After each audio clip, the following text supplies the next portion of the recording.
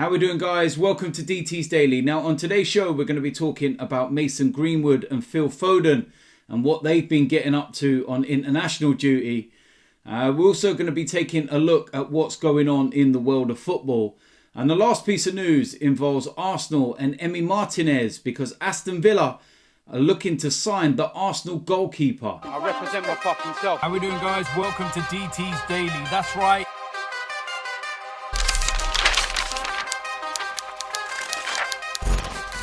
So the first place we're going to start is England, Mason Greenwood and Phil Foden, and what they've been getting up to on international duty. And I'm sorry to say, we're not talking about performances on the pitch. We're talking about their actions off the pitch. And once again, it's players that are bringing shame on their country.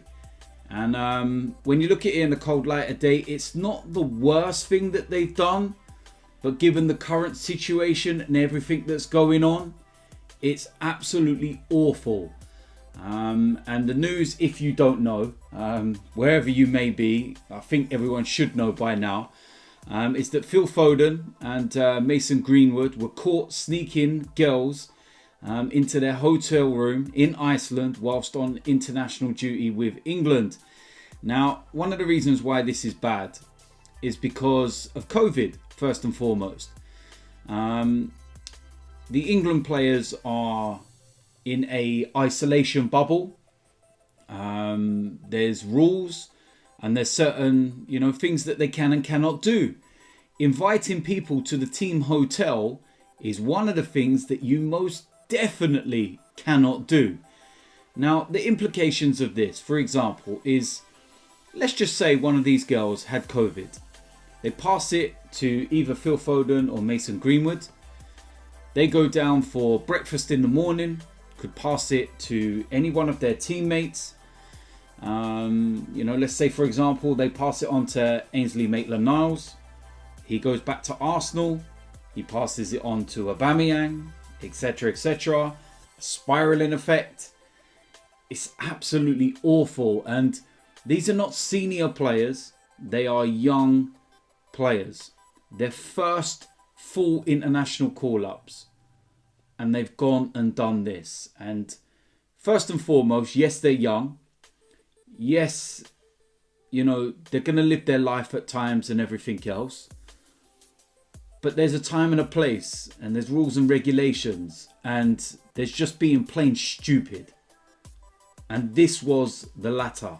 Plain stupid. Now, Mason Greenwood, I don't know anything about his personal life, if he has a girlfriend, etc., etc.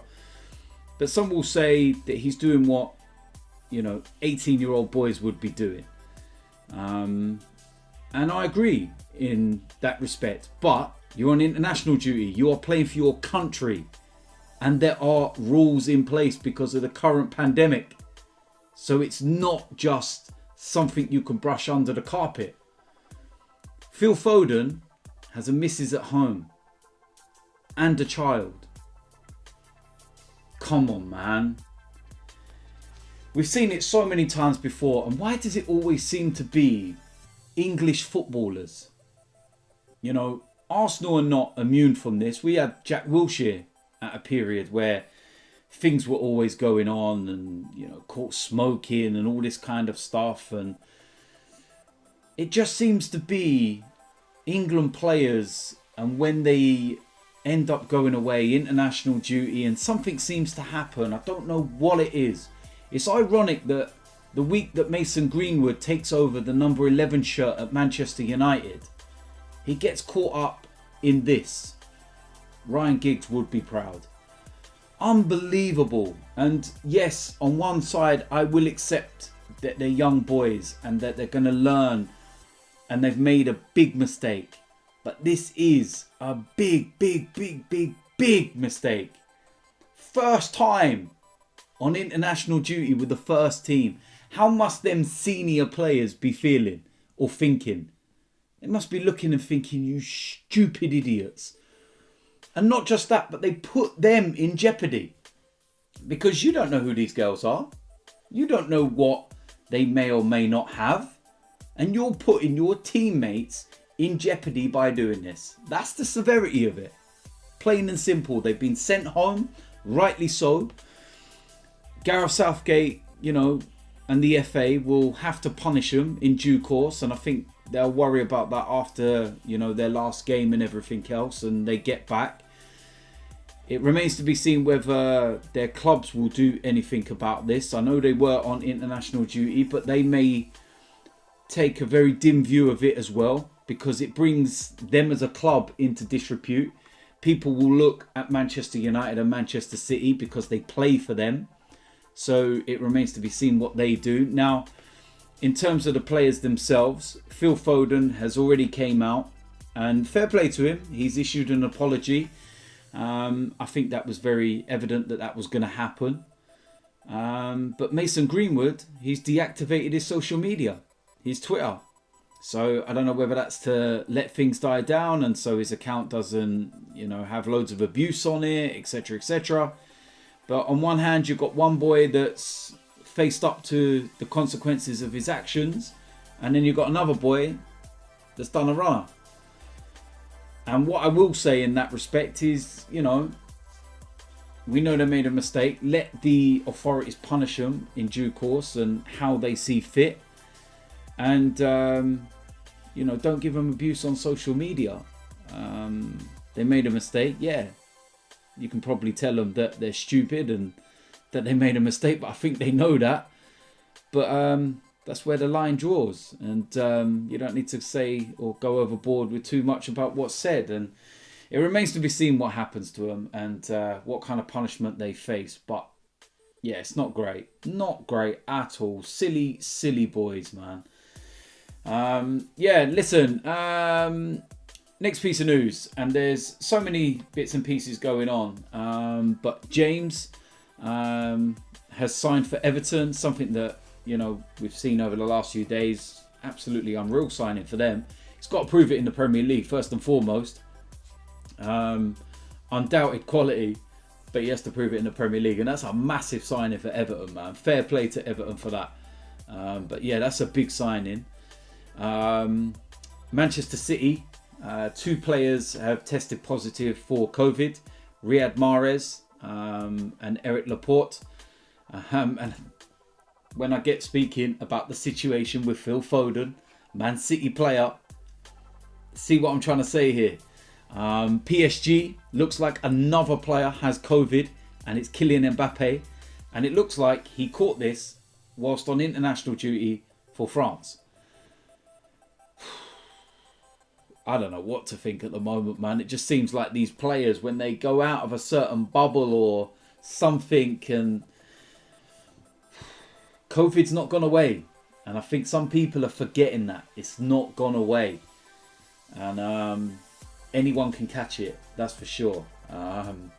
Crazy. But yeah, there's just so much going on. Newcastle, they've made some signings as well. Callum Wilson, we spoke about that in yesterday's show. That has been officially confirmed. He is a Newcastle player. Also, Ryan Fraser, another player from Bournemouth, joins Newcastle on a free. So Newcastle getting some players in. And Steve Bruce will be very happy about that. Last piece of news involves Emi Martinez. And there's been a lot of talk about whether he will remain as number 1 at Arsenal. I've had my say on this matter as well. I still think that Leno is the number 1 at the club. There's been some offers, and late yesterday evening, news was breaking that Aston Villa have made a bid for Emi Martinez, which is very, very close to the £20 million estimation that Arsenal have put on Emi Martinez. Haven't heard whether that would be accepted, but a lot of the reports are saying that it's likely it will be accepted. And I think that if Arsenal do accept this for Emi Martinez, it shows that in their mind, despite his performances and how good he looked, Leno is the number 1. And they will stick by Leno as being the number 1. Emi Martinez's performances were so good when Leno got injured that he doesn't want to play second fiddle now. He doesn't want to be second choice goalkeeper. And with his contract running down, Arsenal don't want to lose somebody that they could get, you know, valuable money for, to go on players that we need to strengthen. When you think about that £20 million, you add the Lucas Torreira money to that, if that comes through and he does head back to Italy, you're pretty much talking those two transfers there alone would be the release clause of Thomas Partey. Think about it. Would you sacrifice Martinez and Torreira to bring in Thomas Partey? I would. Sorry, but I'm looking at the bigger picture. And we know we need to sell to strengthen. It's as simple as that. So there we go. That is it for today's DT's Daily. As usual, let me know in the comment section what you think about today's topics. What do you think about Mason Greenwood and Phil Foden? Silly boys, most definitely. But what do you think we should do? Or what England and the FA should do in terms of the punishment? Should they, you know, ban them for a couple of games maybe?